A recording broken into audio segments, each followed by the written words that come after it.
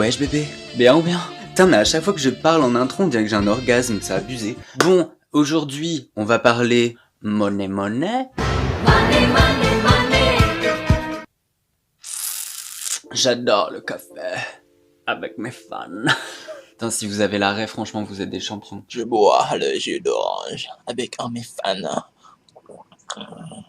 Le jus d'orange pour un de mes fans. Bon alors, dans cette vidéo, nous allons parler des pauvres devenus riches. Peut-être que ça va donner des idées à certains. C'est bon, les intros qui durent 15 ans, on n'en a rien à cirer, franchement, ça nous casse tous les couilles. Alors, si t'es pas encore abonné, bah, je sais pas ce que t'attends, mais fais-le hein, en cliquant sur le bouton qui est en dessous de la vidéo. Et puis voilà, c'est parti, let's go. Regarde, j'ai reculé un peu. C'est mieux, non ? Moi je trouve. C'est parti pour Sarah Rector. Au début du 18e siècle, Sarah Rector était une jeune femme noire, donc tu te doutes bien, dans une Amérique un peu olé, où ils étaient en mode vive l'esclavage, ça pue un peu du cul pour elle, tu vois. Mais elle avait quand même besoin d'un terrain pour cultiver dans l'Oklahoma. Et ces fils de pute, comme elle était black,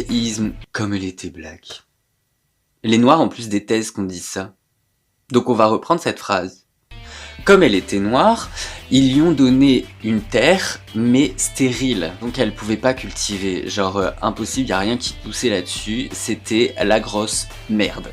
Oui, parce que bien sûr, les terrains fertiles étaient réservés uniquement aux blancs. Mais comme le karma fait bien les choses, en 1913, alors que la famille de Sarah est toujours dans la galère la plus totale avec leur terrain de merde, il y a un prospecteur indépendant qui va venir. Et en fait, quand il vient sur leur terrain, donc leur propriété, creuse un trou. Et là, Vlagadam, un geyser de pétrole surgit de ce trou. Il était tellement abondant qu'ils arrivaient à remplir plus de 2500 barils de pétrole par jour. Donc Sarah, autant te dire qu'elle commence à se faire grave des pépettes. Grâce à ça, elle va recevoir $300 par jour, budget total, et là, à ce moment-là, elle n'a que 12 ans, forcément, ça fait parler, elle commence à se faire un peu connaître, elle reçoit des cadeaux à droite, à gauche, et même des demandes en mariage, qu'elle refuse. Vois-tu, c'est quand même normal, elle a 12 ans, j'ai envie de te dire. Et pour finir la petite histoire, l'État va même la considérer comme une citoyenne blanche, et finalement, notre chère Sarah Rector, à l'âge de 18 ans, elle est déjà millionnaire. Et c'est la première femme noire à être devenue millionnaire.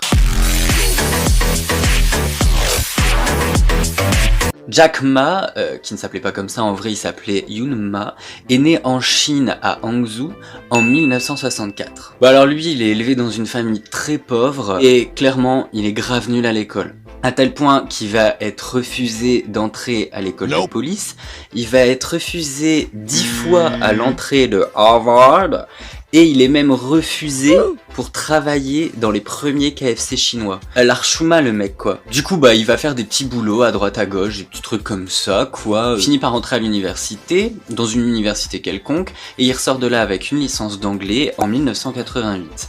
De là, il va commencer à enseigner l'anglais. Et tout commence pour lui en 1995 parce qu'il va accompagner une délégation chinoise aux États-Unis et il va leur servir de traducteur. Et c'est aux United States of America qu'il va découvrir Internet. Et en 95, donc toujours la même année, il va créer le site China Page, l'un des premiers sites internet chinois. Et en 99, il fonde Alibaba.com. Qui, 10 ans plus tard, va contrôler plus de 80% du commerce en ligne chinois. Il commence à se faire grave du pognon avec ce site internet, et en 2010, il va créer AliExpress, site internet que tout le monde connaît, sur lequel tu peux acheter toutes sortes de merde qui pètent au bout de 2 semaines. Et aujourd'hui, la fortune de Jack Ma s'élève à plus de 48 milliards de dollars. John Paul Deroria, bon lui aussi il est élevé dans la pauvreté, et enfant il va vendre des cartes de Noël et des journaux dans la rue pour aider sa famille. Sa mère elle arrive pas à l'assumer financièrement, du coup elle le fout dans un foyer, et dans ce foyer là ça part en couille totalement pour lui, puisqu'il va intégrer un gang de Los Angeles, et il va finir à la rue, donc il se retrouve SDF. Mais un jour, son prof de maths va lui dire « Toi, tu n'arriveras jamais quoi que ce soit dans la vie. Et en fait, ça lui a fait un putain de déclic où il s'est dit « T'es sûr de toi mon coco? T'es sûr de ce que tu dis ?» Tu vas voir.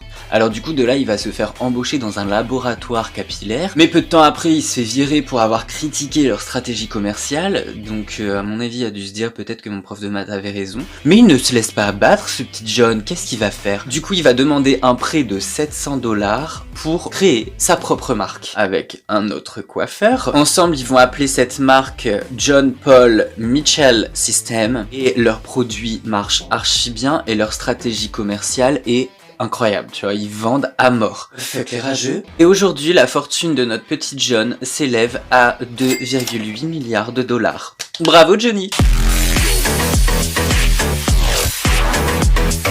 Alors oui, on parle d'elle parce que franchement, elle peut grave faire partie de la vidéo. Donc vous allez, s'il vous plaît, un instant oublier tout le scandale qu'il y a eu autour de ces tweets. J.K. Rowling est née en 1965 en Angleterre. Ah ok. Et dans une période de sa vie, elle va être prof d'anglais en France et après secrétaire. Il va se passer un certain temps et là ça part grave en couille pour elle en fait. Bah elle va avoir une petite fille avec son époux. Sauf que son époux est extrêmement violent avec elle. Donc ils décident tous les deux de se séparer. En même temps, elle se retrouve au chômage. Elle touche les allocs donc elle vit de ça. Sauf que bah elle a quand même pas assez de thunes pour nourrir sa fille. Donc elle est elle-même obligée de sauter quelques repas pour pouvoir nourrir sa fille qui est encore un tout petit bébé. Dans la même période, sa mère décède. Donc là, à ce moment-là, elle voit sa vie comme un désastre, tout lui tombe sur la gueule en même temps, elle part en dépression sévère, elle envisage même le suicide, mais quand même, let's go, faut qu'on y aille, faut se reprendre en main ma cocotte, allez JK. Donc elle se dit, ça serait vraiment bien que je reprenne l'enseignement. Mais avant, elle décide de peaufiner l'histoire d'un roman, idée qu'elle a eue quelques années auparavant pendant un voyage en train. Alors elle se met à bosser dessus jour et nuit dans l'espoir qu'un jour peut-être Harry Potter verra le jour. Le roman est terminé, elle envoie son roman dans différentes maisons d'édition et elle se prend 12 refus dans la gueule. Sauf que le patron d'une des maisons d'édition a le roman chez lui et sa fille tombe dessus. Sa fille s'appelle Alice Newton et elle va le lire, elle va adorer le roman et du coup elle va en parler à son père et son père va décider de publier le roman. Et là, bim, c'est un carton monumental pour Harry Potter à l'école des sorciers. Je te passe tous les détails de la suite parce qu'il lui arrivait plein de trucs, franchement elle mériterait une vidéo à elle toute seule, hein, rien que pour ça parce que wow, aujourd'hui, J.K. Rowling, tu te doutes bien, elle est milliardaire. Oprah Winfrey est née en 1954 dans le Mississippi aux États-Unis. Comme Tom Sawyer. Alors déjà ça commence mal dès le départ pour Oprah parce que même sa conception, elle a été conçue en mode coup d'un soir. Donc elle ne connaît pas son père et sa mère est une domestique. Finalement, il y a un fermier vétéran de guerre qui va se déclarer père biologique d'Oprah Winfrey, mais ni l'un ni l'autre ne veut s'occuper d'elle. Donc elle se retrouve à être élevée dans un quartier pauvre par sa grand-mère. Donc quand elle est enfant, tous les autres enfants vont commencer à se foutre de sa gueule parce qu'elle porte des robes faites en sac de pommes de terre. Why not?